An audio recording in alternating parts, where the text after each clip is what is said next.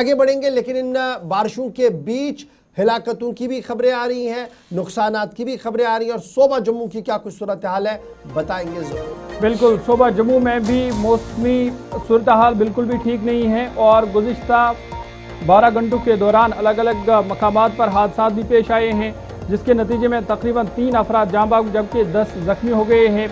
इधर ज़मीन धंसने के वाक़यात भी मुख्तलिफ इलाकों से सामने आए हैं। 11 मकानात में दरारें पड़ गई है।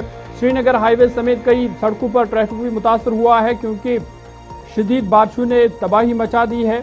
और आपको बता दें कि जम्मू खिते में शदीद बारिशों के बायस मामलात ज़िंदगी मुतासर हुए हैं, जबकि रियासी में पेश आए एक अलमनाक हादसे में एक ही खानदान के 3 अफराद जाँ बाग हो गए हैं। यह हादसा रियासी के थरकूट इलाके में पंसा गांव के करीब उस वक्त पेश आया जब एक गाड़ी सड़क से फिसलकर गहरी खाई में जा गिरी, जिसमें एक मियाँ बीवी और खातून की वालिदा की मौत वाक़या हुई। तो एक ही खानदान के 3 अफराद की मौत हुई। इधर जम्मू नारद की बात करें तो बंद तालाब के करीब खीरी गांव में जमीन धंसने का सिलसिला वसी होने के बायस कम अज कम 11 मकानात में दरारें पड़ गई है।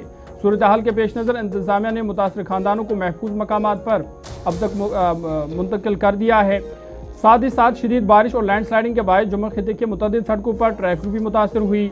पंचतीर्थी, सिदरा रोड, नगरोटा के करीब कई मकामात पर आमदोरफ्त में रुकावट पैदा हुई, जबकि जम्मू श्रीनगर कौमी सड़क के बाद हिस्सों पर भी लैंडस्लाइडिंग के बायस ट्रैफिक मुतासर हुई और मुतासरा मकामात पर गाड़ियों का रुख मोड़ा गया।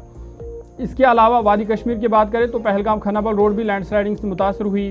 पीर पंचाल से भी खबर है कि पूंछ और खासकर जो शादरा शरीफ है वहाँ पर भी कल देर गई एक लैंडस्लाइडिंग हुई, लेकिन बाद में ट्रैफिक को बहाल कर दिया गया।